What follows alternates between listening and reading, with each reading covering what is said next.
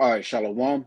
There's a brother Nahalia from the GMS Orlando camp. I want to start off by giving all praise, honor, and glory to Yahweh, Bahashem, Yahweh Shai, Bahashem, Wakar Kodash. Double honors to the apostles and the elders of Great Millstone, who are the elders of Yasher Allah, and a sincere salutation to all Yuakim, who are preaching this word and believing this word, to the Akwath, who are believing this word, and all truth and in sincerity. Yahweh is the name of the one they ignorantly call God. Yahweh Shai is the name of the one they ignorantly call Jesus. Bahashem is in the name. Rakar is spirit, Kodash is holy, Akyam is brothers, Akwath is sisters. Shalom means peace, and Yasher Allah is Israel in ancient Paleo Hebrew. All right, before we begin, I want to get this precept through the spirit. This is Lamentations chapter 4 and verse 21. And it reads, "Rejoice and be glad, O daughter of Edom, that dwellest in the land of Uz.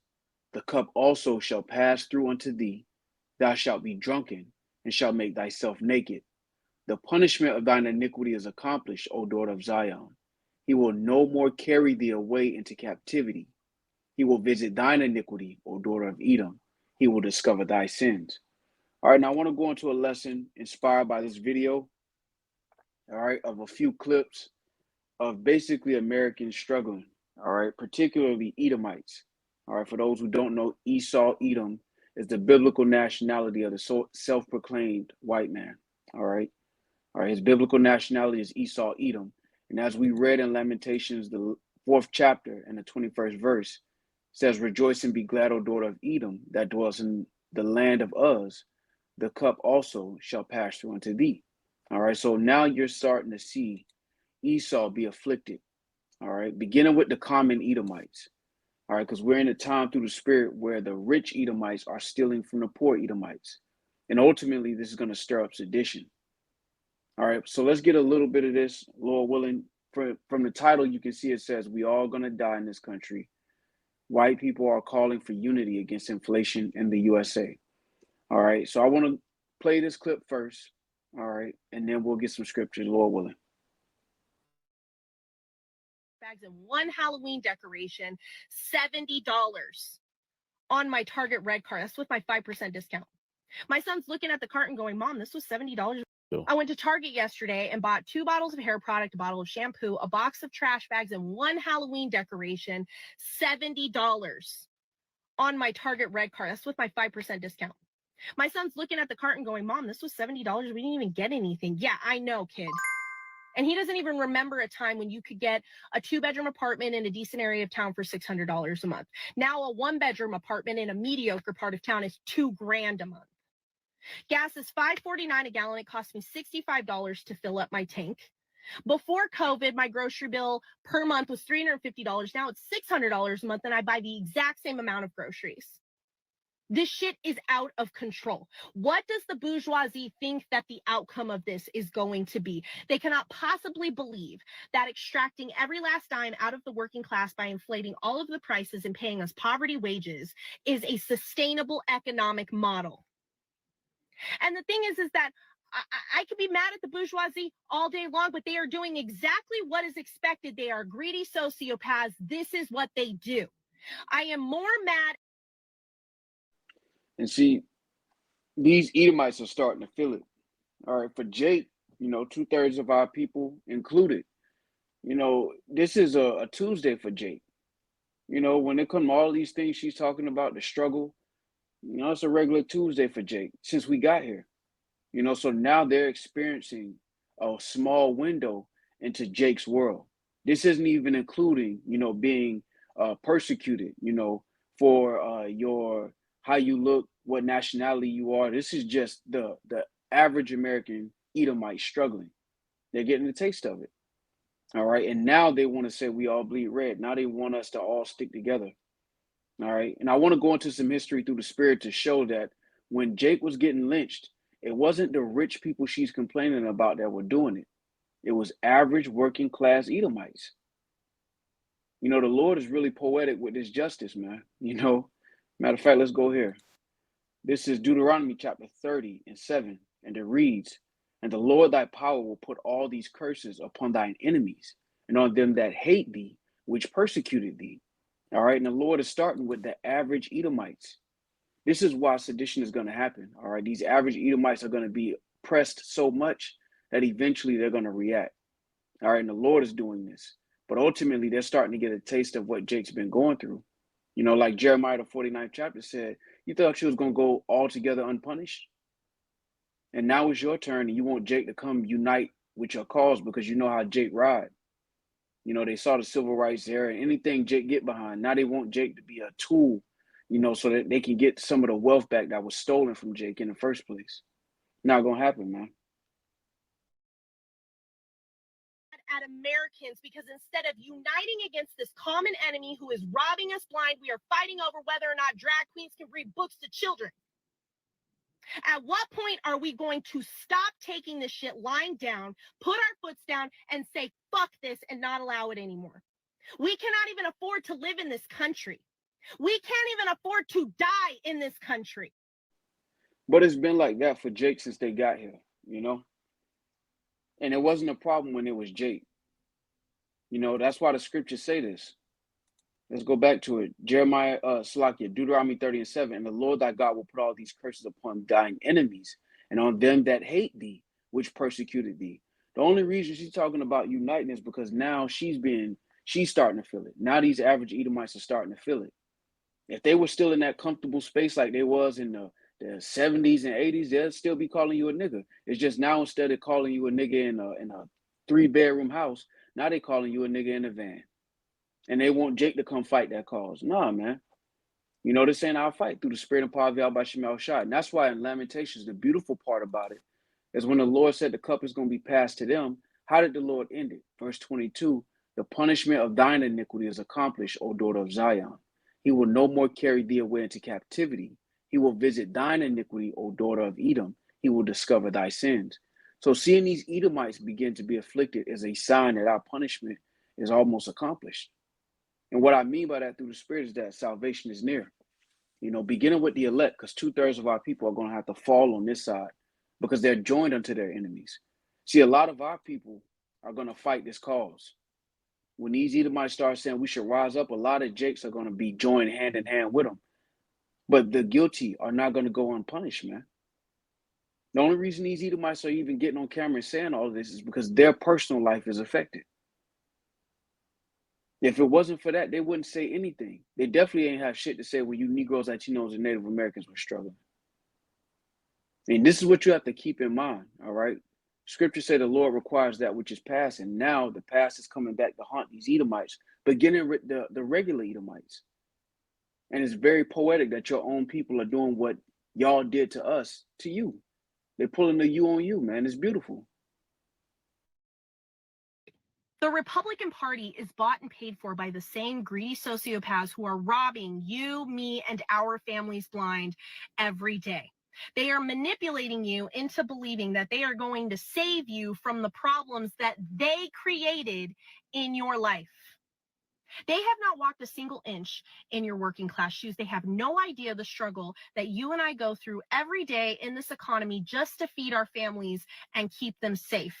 They are gaslighting you into believing that I am your enemy so that you're distracted while they continue to do their dirt behind your back because they know that if you knew what they were doing, you wouldn't vote for them anymore. Why are you listening to them? And see, the cold part is that these Edomites they knew the whole game the whole time. They knew what was going on the whole time. But it wasn't until they were affected that they started talking like this. What was this energy in the civil rights era, man? It was non-existent. But it's now that these Edomites are beginning to feel it through the spirit and power of Yahweh Shemel Shah, now they're saying that we all bleed red and they want to unite. Thus saith the Lord said he came to bring division. And that's exactly what's going to happen in Babylon the Great. The Lord says he's going to set the Egyptian against the Egyptian. All right, and I'm going to get that too, Lord willing. This is Jeremiah 49. And I want to jump up to verse 10. Jeremiah 49:10 reads, but I have made Esau bare. I have uncovered his secret places, and he shall not be able to hide himself. His seed is spoiled, and his brethren and his neighbors, and he is not. Leave thy fatherless children, I will preserve them alive, and let thy widows trust in me. For thus saith the Lord, behold, they whose judgment was not to drink of the cup have assuredly drunken. And art thou he that shall altogether go unpunished? Thou shalt not go unpunished but thou shalt surely drink of it. For I have sworn by myself, saith the Lord, that Basra shall become a desolation, a reproach, a waste, and a curse, and all the cities thereof shall be perpetual waste. All right. And that perpetual waste is going to be here in Babylon the Great, which is America. All right. It's never going to be inhabited again. All right. As a monument, if you will, of what not to do on the earth.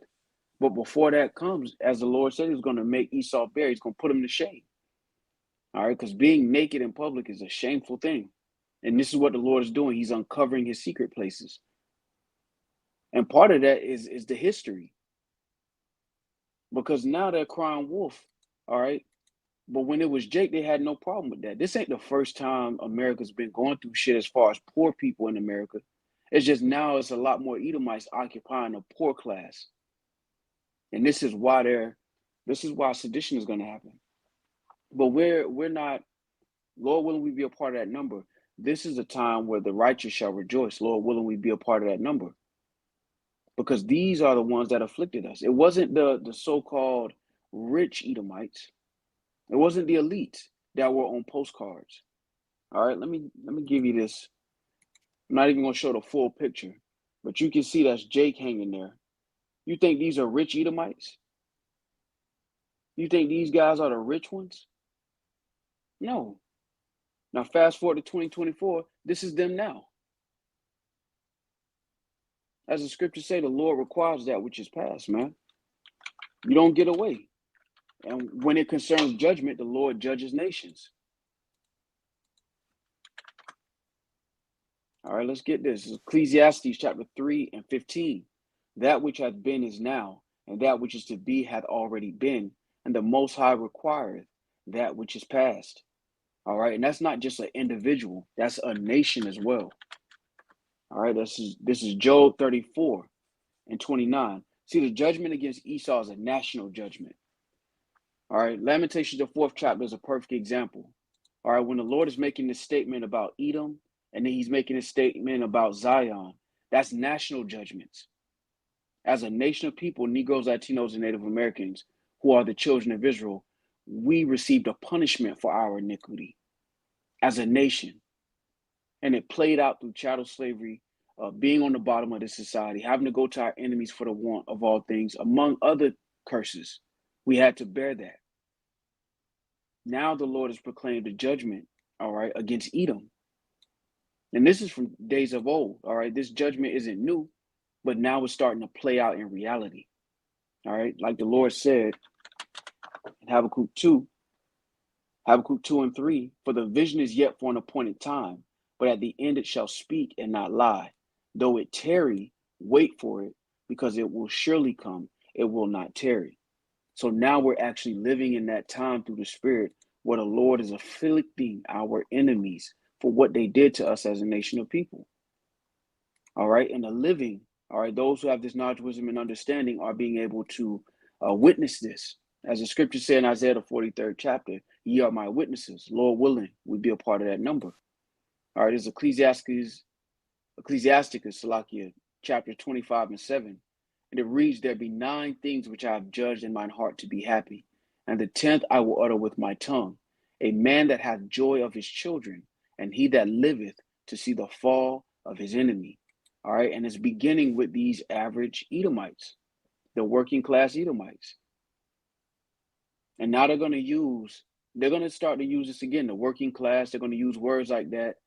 They're going to talk about how they're distracting you by saying I'm your enemy. They're going to use all of those tactics.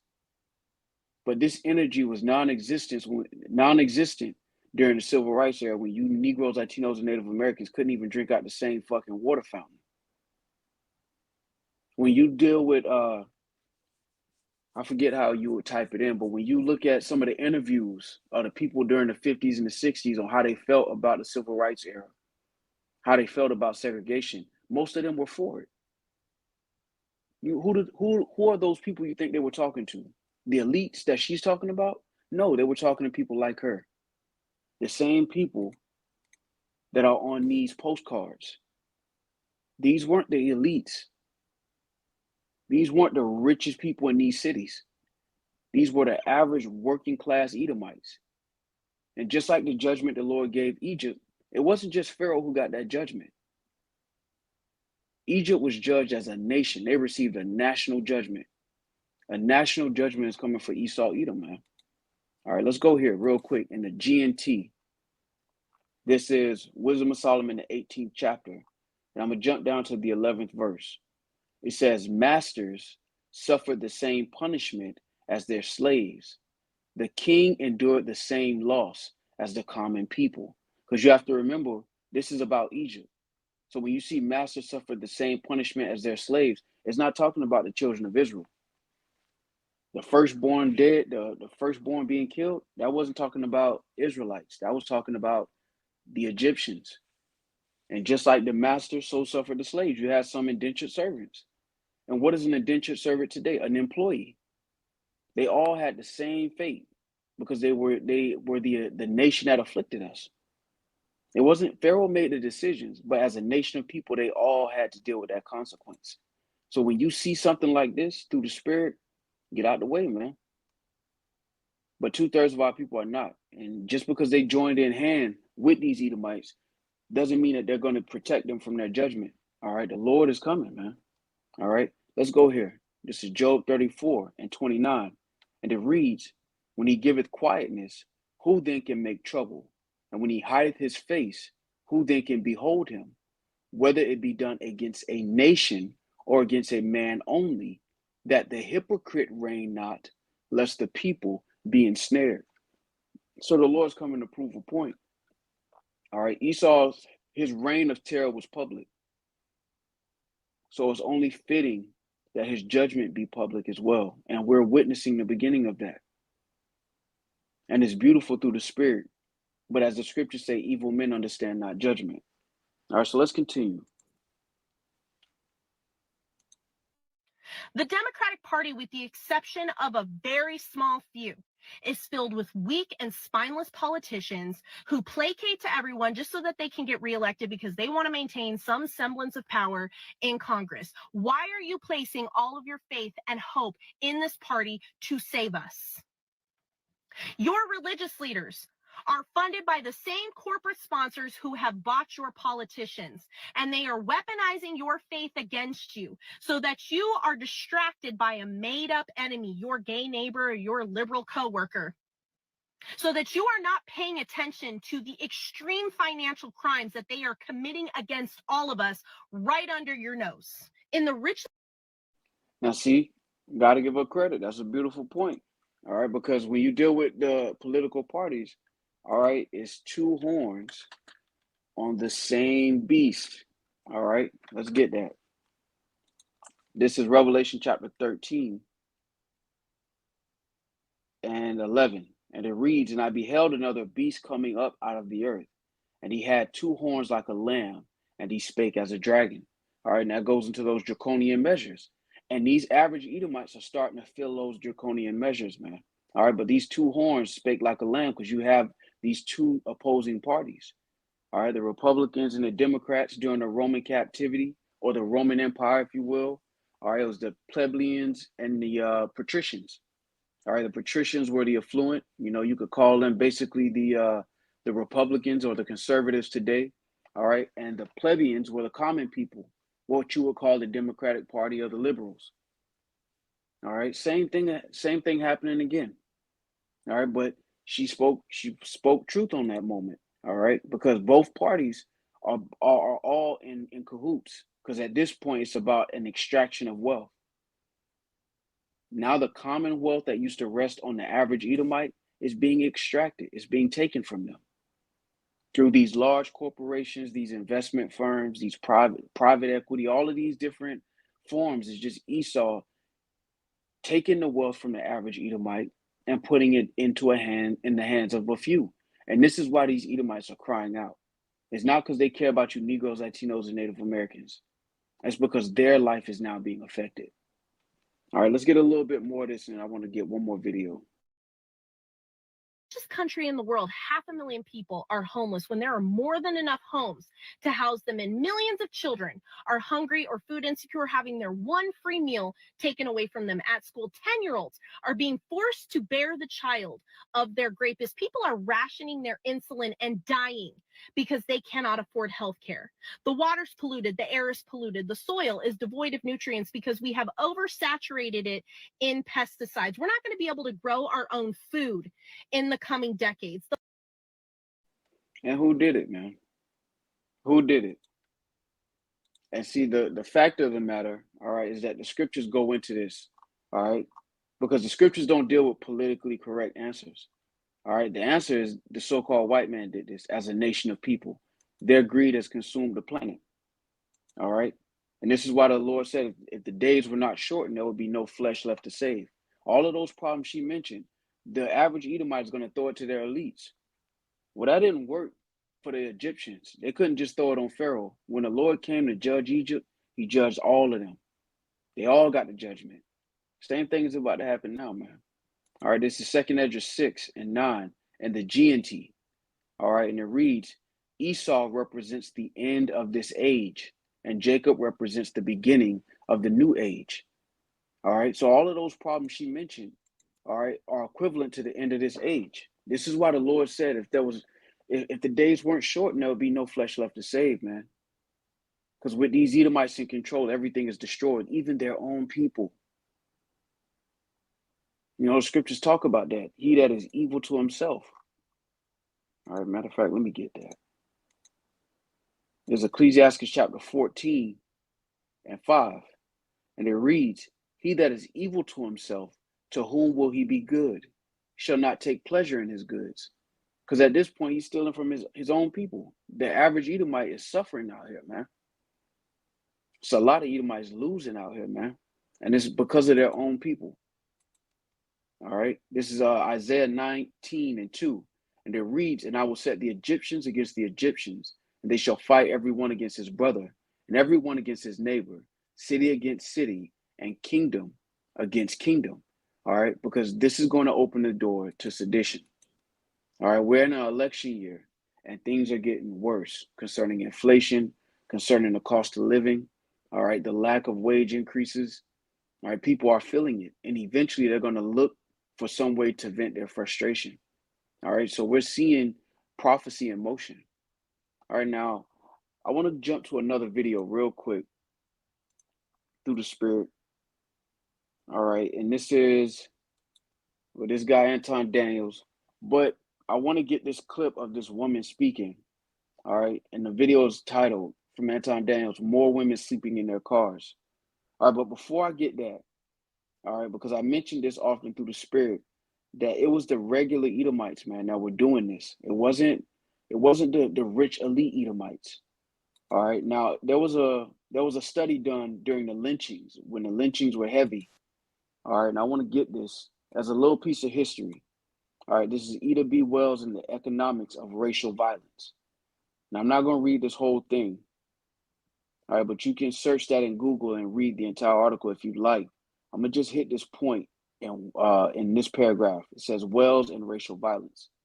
It says Wells' anti-lynching work began in 1892 while she was living in Memphis and editing Free Speech, a newspaper where she discussed controversial issues of local and national significance, even when harshly criticizing the African American and white communities. It was in this same year that racial tensions would climax over competition between an established white grocery store and the opening across the street of the African American owned People's Grocery Company in the African American section of town. The success of the People's Grocery Company embittered a number of white residents who viewed its success as a threat to the racial power dynamics in Memphis. At the beginning of March, a group of whites, including law enforcement, pretended they were looking for criminals harbored at the People's Grocery and violently attacked the store. Aware of the threat, the People's Grocery had armed men who were keeping watch, and they fired on the white men, wounding 3 and killing none. Surprised and frightened that African Americans had defended themselves, whites concocted a false story purporting law enforcement officers had been fired upon by blacks while carrying out their regular duties. As a result, over 100 African American men in Memphis were dragged from their homes and thrown in jail. On March 9th, a mob of 70 white men disguised with black masks dragged 3 of Wells' closest friends, who were the owners of the People's Grocery Company, from jail and savagely lynched them in a railroad yard. The lynchings of her 3 friends marked a transformative moment in Wells' life. The lynchings created numerous unanswered questions for Wells, since they were contrary to the accepted belief that lynchings were punishment for rape. But her 3 friends were not charged with that crime. If lynchings were not always the response to rape, what other reasons existed for lynching African Americans? Wells' inquiry led to conclude that concerns about economic competition between the white grocer and her friend's grocery store were the real reason behind the brutal lynchings. After the lynching, Wells conveys their economic underpinnings. The mob took possession of the People's Grocery Company, helping themselves to food and drink, and destroyed what they could not eat or steal. The creditors had the place closed, and a few days later, what remained of the stock was sold at an auction. Thus, with the aid of the city and county authorities and the daily papers, the white grocer had indeed put an end to this rival Negro grocer as well as to his business. All right, and I read all of that because this is an example of this being the common Edomites in cahoots with the local government, but the common Edomites who were doing this. And now, the Lord is in a very poetic fashion bringing everything back around full circle, man. Scripture say the Lord likens his judgment unto a ring, and everything is coming back full circle. And it's starting with these average Edomites because they were the ones who did it. They were the ones who were putting hell on Jake, putting the mask on.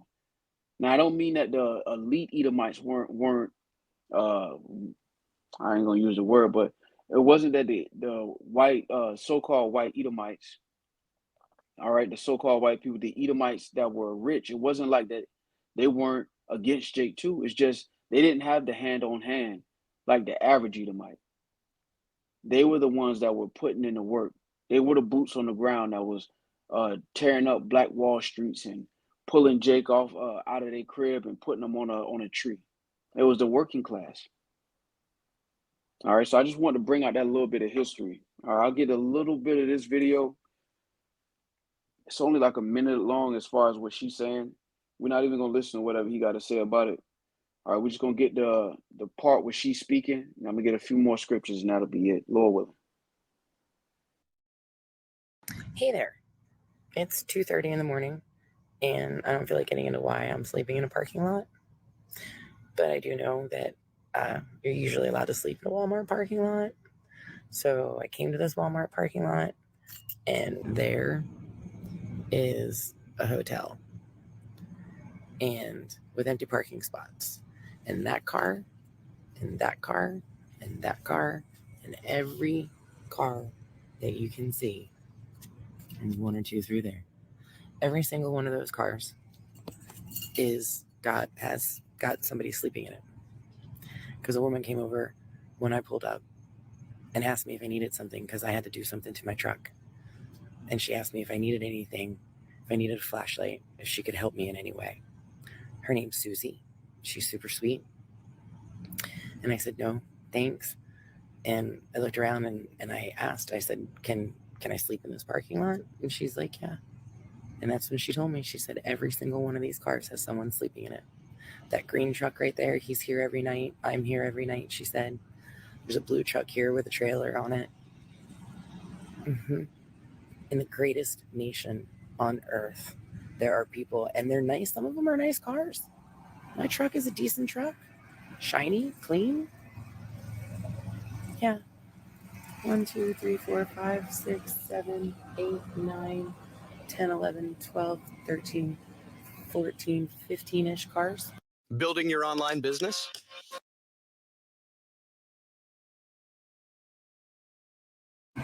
And there's like 3 dozen empty parking spots in the hotel next door. Yeah.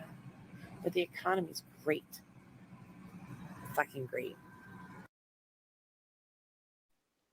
So again, man, we're getting into that time through the Spirit, according to prophecy, man. All right, and this is why we don't take any pity concerning the judgments that's coming down upon Babylon the Great, man, because the warnings went out. All right, we already know that Esau's judgment was not through the Spirit, and now he's being visited, beginning with his common, his average, his normal, his everyday working Edomites. They're being afflicted. Now they're being thrown in a pot with you Negroes, Latinos, and Native Americans, as well as other minorities. And they hate it. And this is why ultimately they're going to react kinetically. I'll say it that way. All right, this is Ecclesiastes chapter 12 and 1.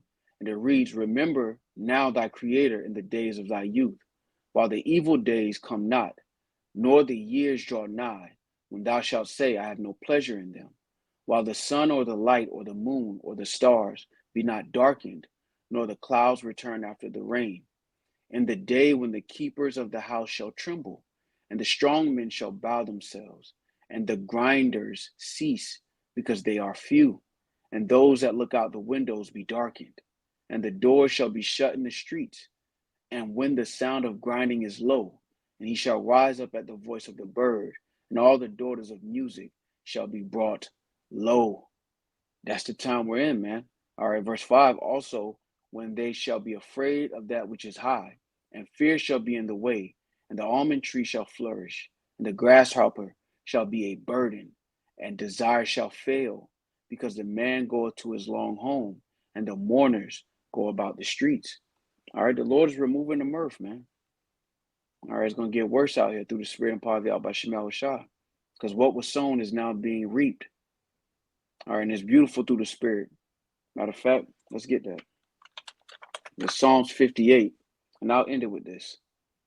Psalms 58 and 10, and it reads, "The righteous shall rejoice when he seeth the vengeance. He shall wash his feet in the blood of the wicked, so that a man shall say, Verily, there is a reward for the righteous. Verily, he is a power that judgeth in the earth." And so with that, I want to give all praise, honor, and glory to Yahweh, Bahashem, Yahweh Shai, Bahashem, Rokar Kodash. Double honors to the apostles and the elders of Great Millstone, who are the elders of Yahshua Allah, and a sincere salutation to all you Akim, who are preaching this word and believing this word, to the Akwath, who are believing this word in all truth and in sincerity. Shalom.